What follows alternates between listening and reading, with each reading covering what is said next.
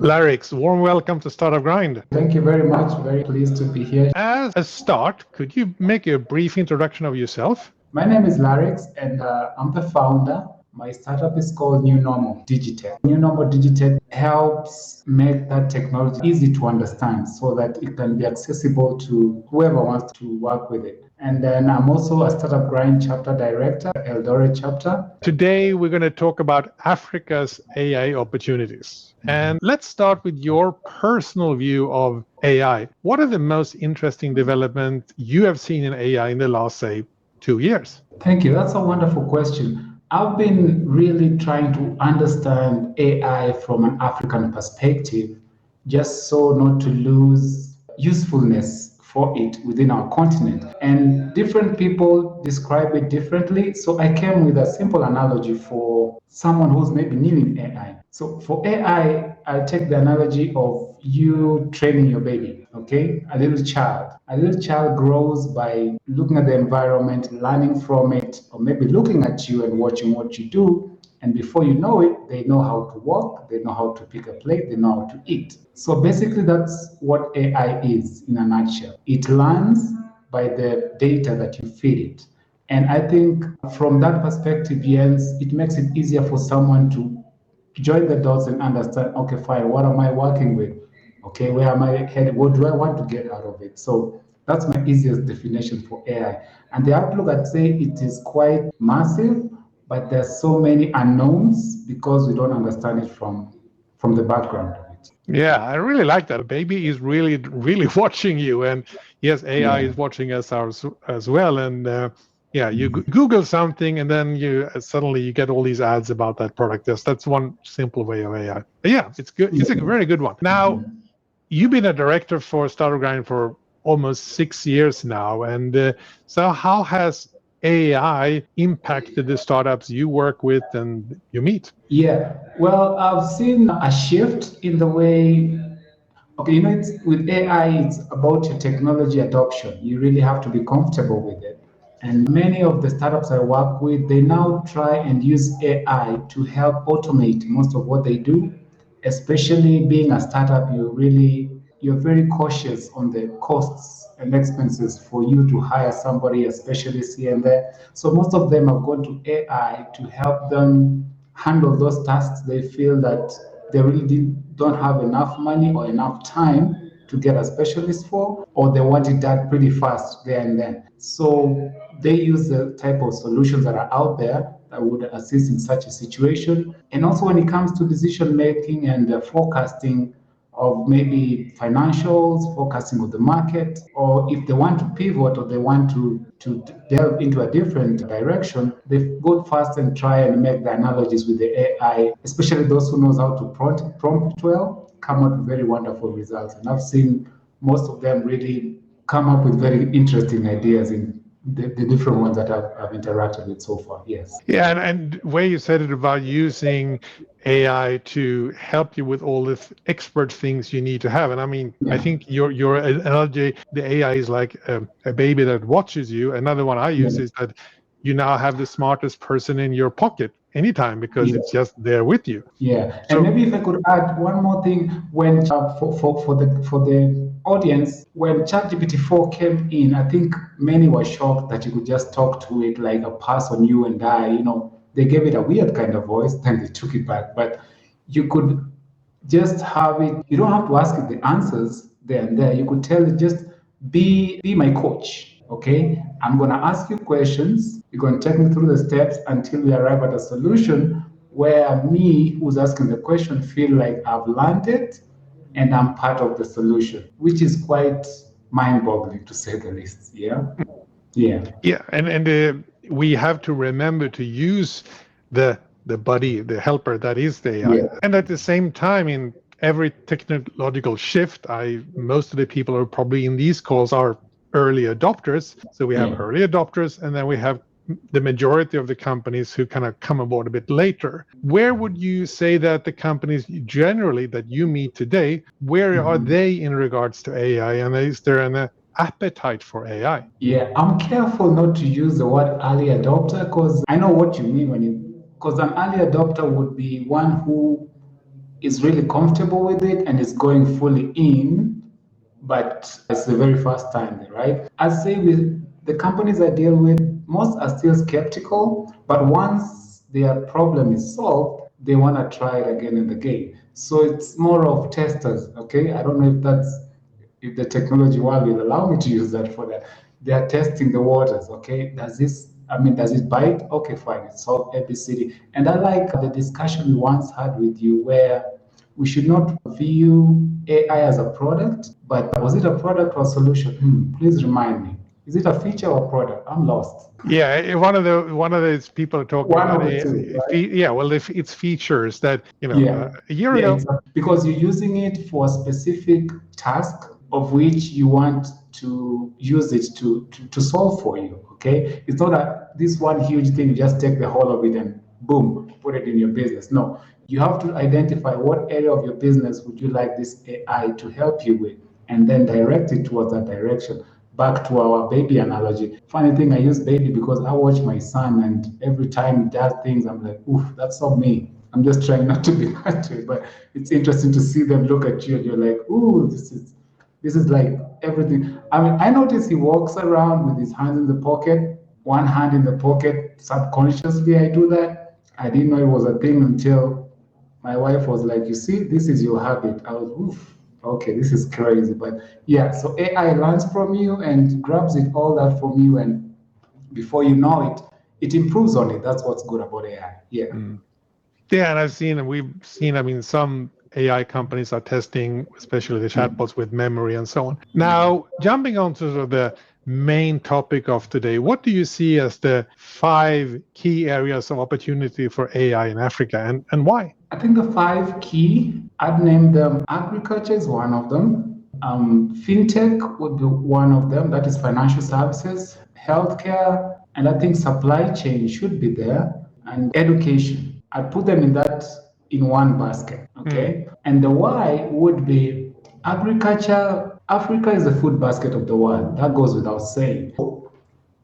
And AI comes to make most of the okay. I always see agriculture, the value chain has so many touch points. Like agriculture is one thing that could have a very long value chain with so many people involved that if it was automated or rather made efficient, it would impact a very large quantity of people. Okay, I try and differentiate it from financial sector, which I know is lucrative, but when it comes to the touch point, there is a point where it gets to equilibrium, so to speak. Okay, you have enough of who should do what, right? But with agriculture, everybody eats every day. Okay, and for that food to go into your system, from transportation to planting to harvesting to all these families that are involved. So with AI being input in such a situation, it makes that cycle quite smooth, no losses, everything is efficient, and you get enough for everyone within the sector. Now, I know others will be like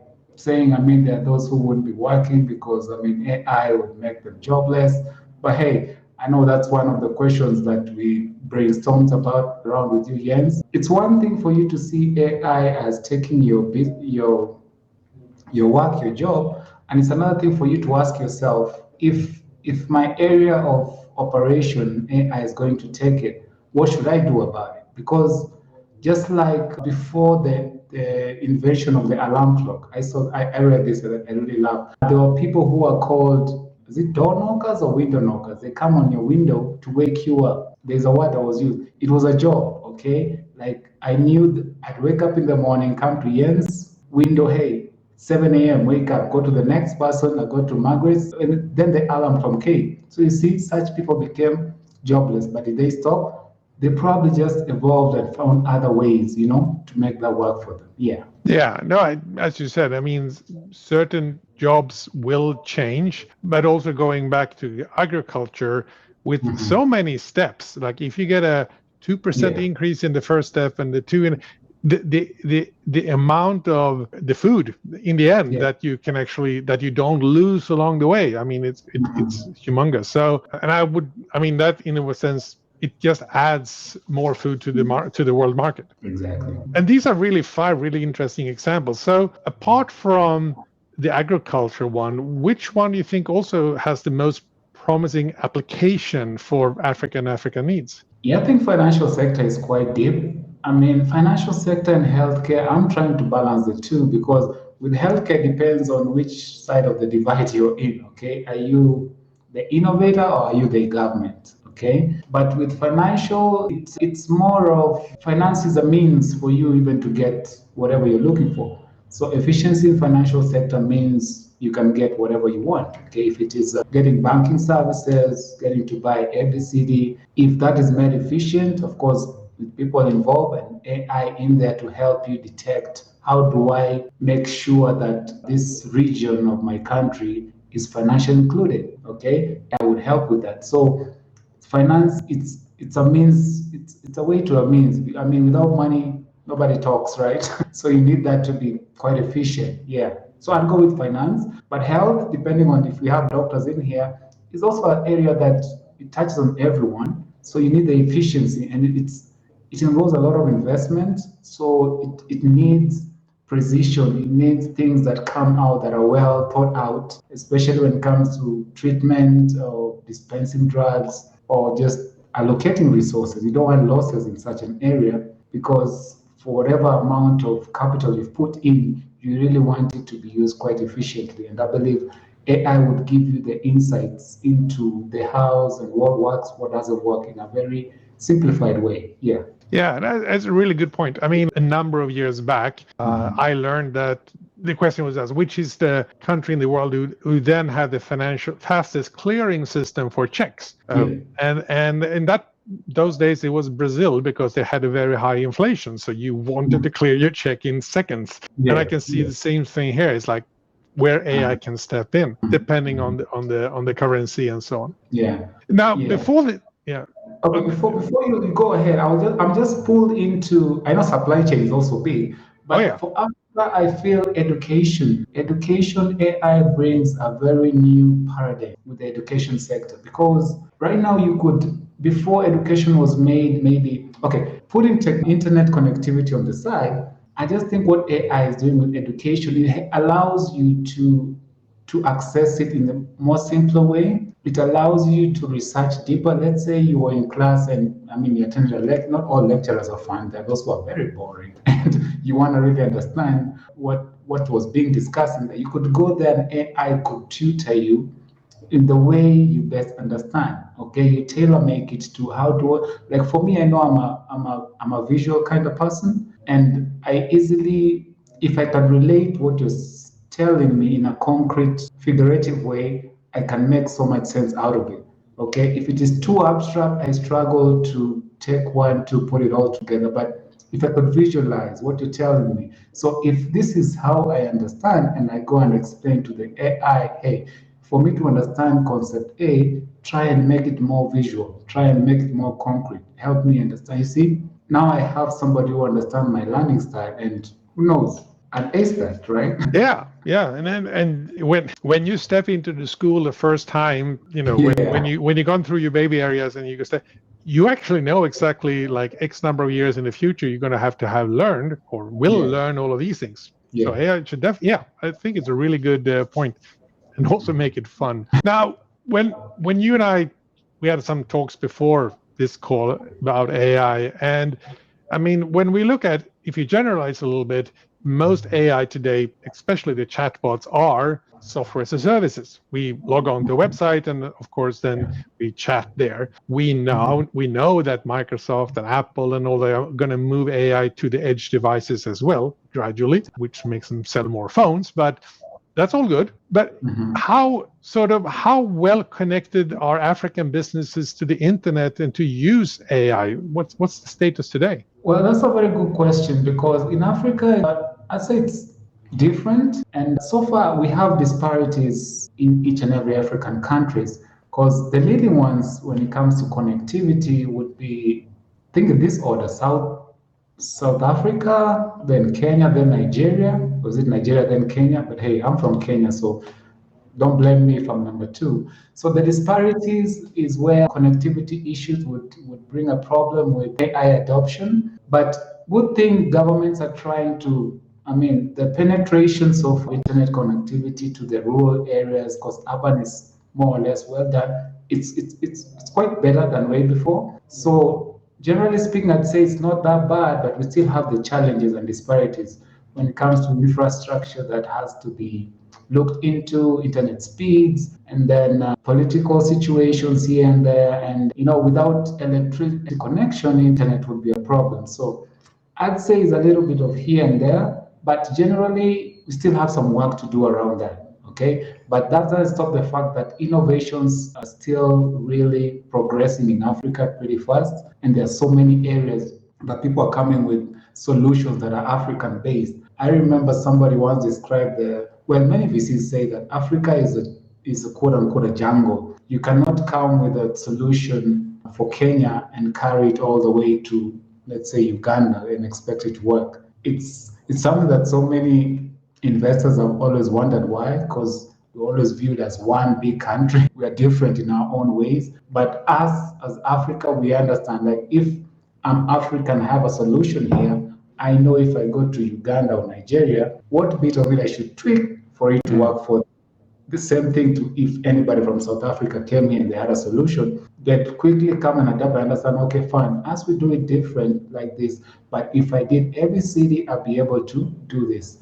And hey, who knows if AI can learn that, and maybe that's also a solution in the horizon. Yeah. Yeah. No, I think it's a very good point, as you say. I mean, it's so easy to use one word and say, oh, that's all the same. No, it's not. And we have to sort of understand that each customer is different, each location. Yeah. Now, when it comes to AI, what steps do you think should be taken to ensure that the development of AI is inclusive and benefits all part of society? Yeah, I think the first thing would be education, because education of it makes it, you see, like when I started, I said for Africa, we need to understand it from the back end rather than just as a consumer. It really helps because that way you now kind try and visualize the solution before you even try and do them. So for it to be adopted, I think education is the first thing, and also having government and the private sector supporting startups, innovative startups in the AI ecosystem. Okay, just giving them a good playing field. I mean, looking at their solutions, reaching out to them, connecting them with the right resources, right opportunities, and of course, partnerships like, let's say, Kenya and whatever we're having here and Hong Kong, trying to learn from other countries, how are they doing it? And just exchange of ideas through networking and just talking to people, doing research, being within the ecosystem, because it's a conversation that needs to not only belong to a few, but everybody. One thing that really made me fall in love with AI, personally, I'm kind of person who really likes to research deep, and I like to, they call me a bookworm, no? Lifelong learner. I like to really look for something challenging every time. I don't want something I understand I'm cheap. I want something that keeps me on my toes. And when AI came, I felt like, wow, this is a field that I really love. And also, one thing I tell everyone is that AI has given the entire world a level playing field. Okay, people in the US don't know everything about it. People in Europe don't know everything about it. Asians don't know everything. We are all learning. Africa, we are also, whatever you start from, you're all at the same level because everybody has their own solutions they're trying to solve. So that's what I love about it. It's a level playing field. Nobody has all the information that could say, hey, the expert in this. I mean, yes, and I can tell we're also still learning every other day. I can't say that I'm an expert, but really having fun with it and seeing so many opportunities that if we tap into and really take advantage of, we could really make some very wonderful inventions going forward. Yeah, and as you said about the level playing field, I mean, we developing AI models like OpenAI and Anthropic and so on, it's very expensive. Building on top of them and using them is not so expensive. Then we have companies like Meta, who is making it public open source, and that of course levels the playing field. So and of course as we talked about just the previous question about what's as a service and what is edge. But if you were going to advise a VC about investment in Africa's AI opportunities, like where do you see them getting the most return for their investment? I'll go back to agriculture because of the large value chain. I mean, you saw that coming. Because I think if a VC really got a good startup or a good investment that really has a well-structured agricultural solution for Africa, that would be a very big one. Because now that would be one of the sectors that now could be used from Kenya, Uganda, Nigeria with no problem. Well, the only difference would be maybe the type of food that you're trying to use, but the process and concept would be the same. But of course, one other thing I'd say fintech, financial services, because it's been tried and tested. M-Pesa in Kenya is revolution. I mean, the financial industry. So everybody buys. I mean, for commercial businesses to work, you need exchange of money here and there. So agri-tech, commercial, fintech, healthcare, of course, is universal. That if you put your money in there, it will also give you a return on investment. Education, especially language translation, language literacy. Because funny thing is that Africa, it's just the other day when Swahili was globally recognized as a language, right, that can be used internationally. And we still have so many local dialects in different African countries. In my country, I think we have 47 or 48. Go to Tanzania, and if all this could be translated, you never know who will understand whatever you're trying to teach them more by their local dialect. I remember growing up when I was in the tech field, I studied business in IT. I always asked myself, why is everything so English,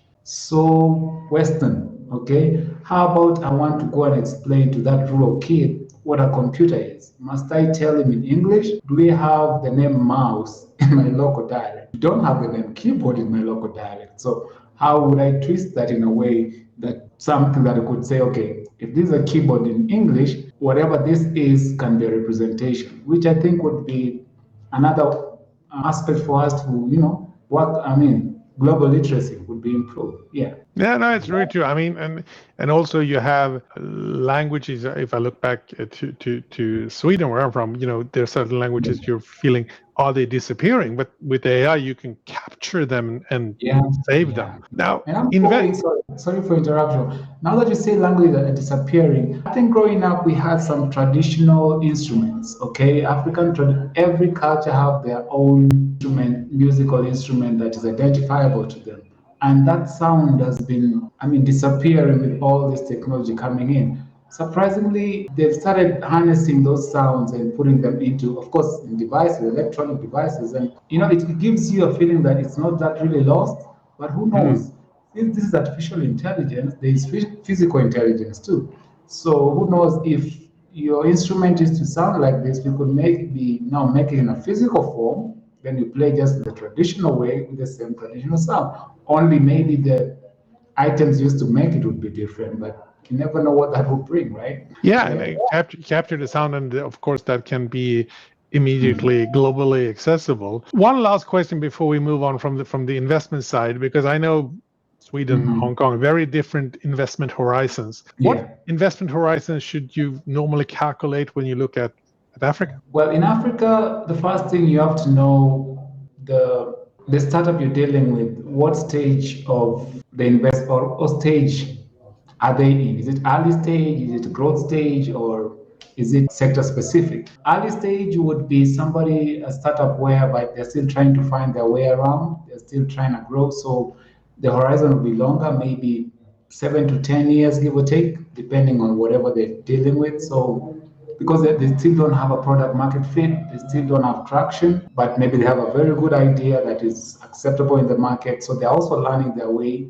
So you have to be patient with them as a VC. And for the growth stage, at least they have something that is quite working. They have something in operation, they have traction. So I'll give it 5 to 7. And these are just estimates. Don't take this to the bank, right? So as a VC, you just have to now know your projections, try and make sense of it. Okay, where are they coming from? Where are they heading? Do the numbers really add up, okay, to how you want it to be?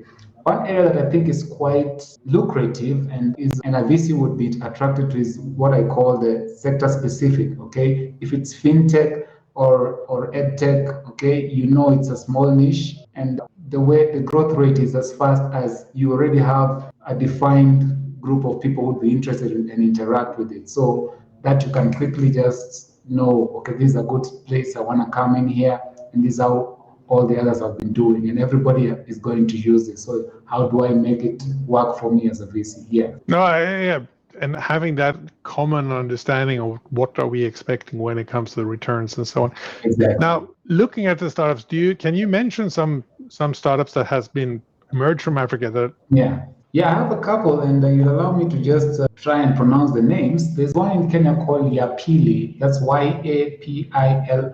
You can check it on the internet, on the Google. It's AI-driven health tech startup. Of course, we spoke about health tech as an area for investment and an area that is quite globally, that needs, so much innovation, because health would be at different levels, okay, from when you're born to when you get old, to different kind of diseases. The next one is called Data Prophet. That is from South Africa. This was an interesting name. I just came across it. I was Data Prophet. So it's for manufacturing, and it's used for predicting analytics within a manufacturing industry. There are so many facets of the manufacturing that goes on. You want to predict the outcome of each step. If you really want to get to understand how did you arrive to the product that you have, and of course, not waste raw materials, which is scarce nowadays, right?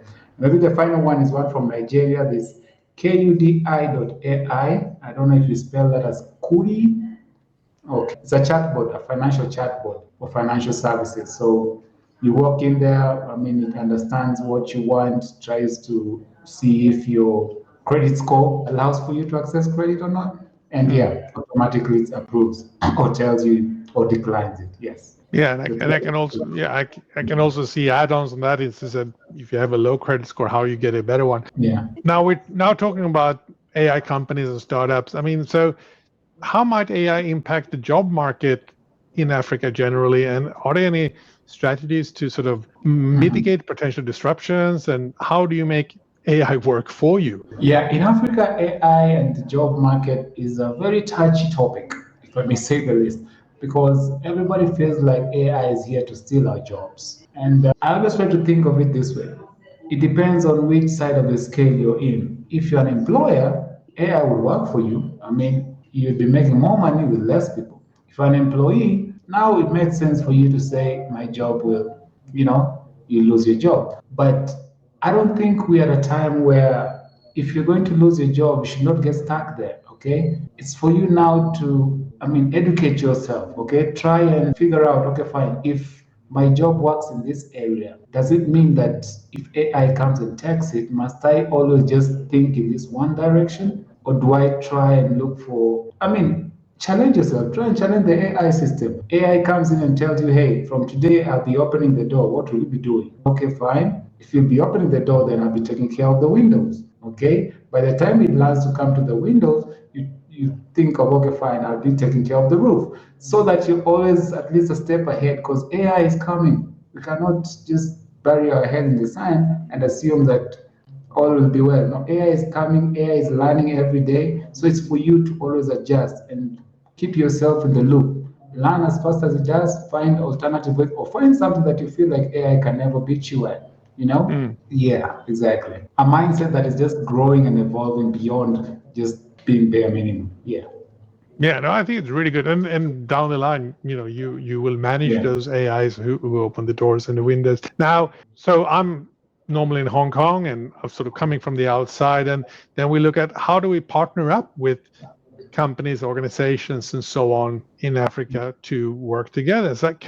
I've heard a bit about Silicon Savannah, and can you tell me more about that? Yeah, Silicon Savannah is a term that was coined, I think mainly borrowed from Silicon Valley, but it came out of the technological boom and the innovation way Kenya, Nigeria, South Africa, the big type of solutions that startups came up with, okay? When internet became affordable and penetrated many parts of the countries, so much innovation came in, okay? So many tech innovations, so many techies with very great ideas, and that has really opened up Kenya specifically for the technology world, okay? We could now reach out to compete with the global companies, big tech companies, and they can now listen to our solutions because we have proof of concept that, hey, this works. All we needed was the access for the technology. So it's the it's just referring to the technological advancement that we've had over the years and how we've really leveraged on the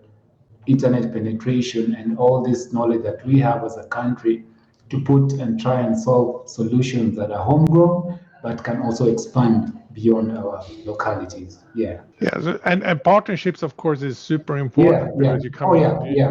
Partnership has also helped because now with such penetration, so we had people like we have Microsoft have their center here. We have Amazon set up in Nairobi. I think Google also has some place in Nairobi. Yeah. So you see, such partnerships now we collaborate with them, and we even have an area here that it's called Konza City. Konza City is still in blueprint, but it's an area where it will be a technological hub where we have now an area that has been just set aside for all the technological innovations, like a whole city just for innovation. It's still work in progress, but all that came from the idea of this Silicon Savannah idea of how effective and how productive it is to the economy of the country. Yeah. And you are looking to also to collaborate with AI companies around the world. So how can people connect with you, and also what are your goals in regards to these connections? Oh, wonderful. Yes.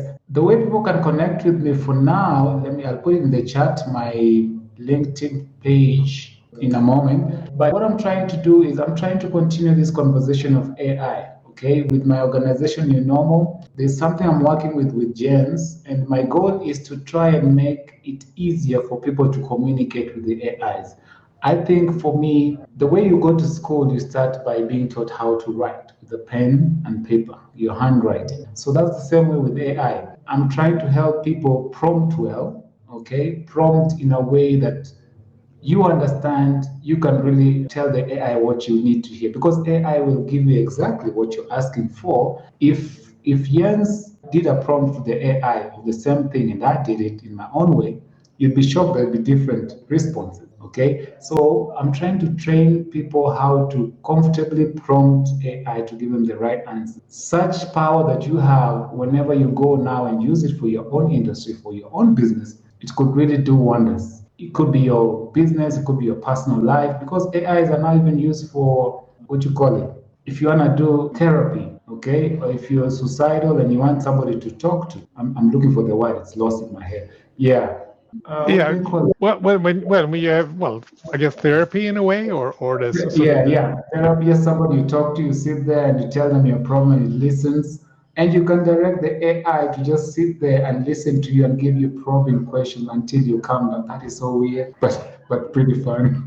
but it also helps when you're telling and saying, okay, these are my challenges, my problem, because it doesn't judge you in any way. I mean, it gives you replies. And I think it's a really good point there. Is like knowing how to ask a question so you get a good answer, like avoiding a yes and no answer and so on. But yeah, before we move to the Q&A, are there anything else you'd like to touch upon when it comes to Africa's AI opportunities? Yeah, I just say African AI opportunity is massive. It's huge, and there's so much we're working on. There's so much we still don't understand. So it's an opportunity for you. If you're skilled in any area and you want to try it out, just reach out to us. And I'm trying to build that community for Africa. So I'm sending my LinkedIn page there, and I'm also offering free consult for anybody who is here. Just use the code. What code did you use for your 2407? But okay, fine. Yeah. Well, as long as you're in here, just reach out to me if you had a free consultation on AI, and then I'm trying to build a community around it. If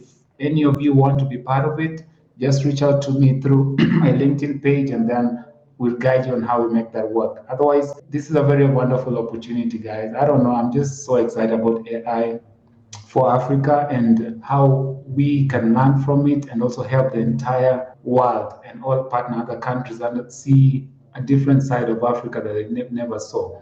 Because I feel like if AI solves the many problems we have in Africa, it will be an inspiration for everybody else to want to, whatever they are going through, use AI to help them. Yeah. So it's a pretty interesting time to be alive. Yes. And if you're watching this on YouTube, the recording of this, then Laryx LinkedIn will be in the more section under the video, and you can find it there and you can connect to Laryx there. So because we always record these events and also published on YouTube to build a global library. Laryx, it's been incredibly insightful to have you here today. Big thank you. Thank you so much for having me. Appreciate it. And with that, we come to the end of the fireside chat part of the interview, and we will move on to the Q&A section. And I know Margaret is ready to look at the chat, see what questions we have. We don't have any questions from the audience yet, so please don't be shy. Yes. Well, so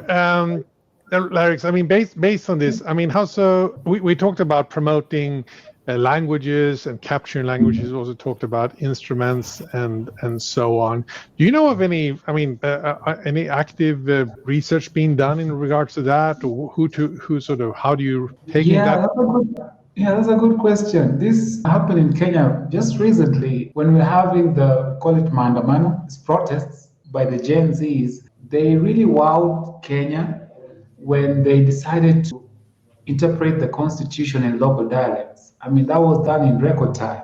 Like, they just grabbed everybody from different tribes that we have, and then they are training the AI on the language, what this means when they are reading it in their own local dialect, and the AI is listening and trying to join the. It was quite impressive, and I think that got everybody who was not looking at AI beyond the normal ChatGPT typing, receive out. It really got people thinking, wow, this is creative. And I think I liked it, because imagine how many people who never really understood what the Constitution said just because it was in one language and they could not understand it in their language. And that really opened a different narrative altogether. And I think there's more to that, just build up around that. There's more to just the language bit of it. You never know what other things that could be out there that could be just, solved out of such a situation. Yeah.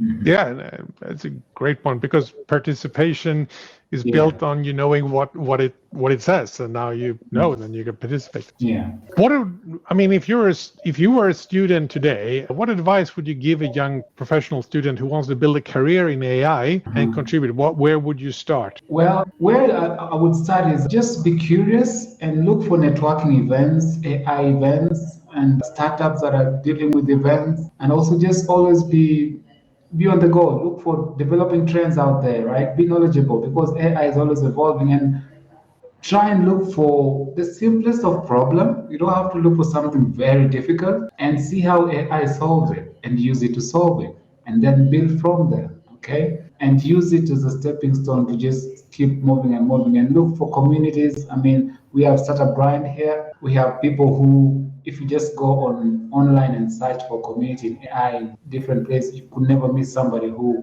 would assist you. And we'll just be curious and learning. Yeah, that's what I'd advise such a person. And of course, there's me too. Hey, I forgot myself. Well, yeah, and also if you are watching this and you're, Startup Grind has 600 chapters around the world. Just go to startupgrind.com/chapters and find your closest chapter and say, hey, I want to, can I participate in an event about AI, or can we see how we can take AI further in this location, this city? That reminds me, September is AI month, so everybody gotta know we want to go deep into AI come the month of September. I know Jens was going to say that at the end, but I grabbed it from you. So we really want to have fun with this AI, see what people are doing from far and wide. So Jens and I, this event just came at the right time, so we are building out of it, and we never know.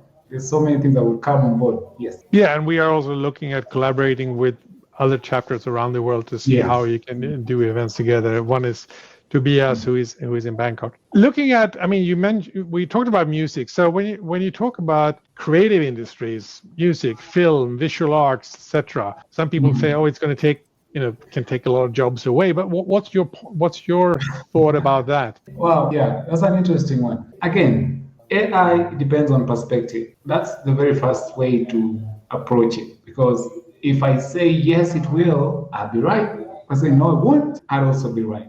It's perspective. Okay, I'm a musician and I'm used to my normal way of drafting my music. Well and good. I produce it and it plays awesome. And the public likes it. But what happens to I want to be more creative? Okay, who do I go to? AI is there to assist me. Okay, it hasn't taken away my skill of singing. It doesn't grab away the fact that my fans love how I sing. It's just helping me now maybe improve on what I do know, okay? So it's for you looking at it as a way of it improves on what you know and maybe makes it much better than that, okay? Than, hey, AI will just come and start singing like Jens and that's it, I'm done. No, I don't think it's going to be that.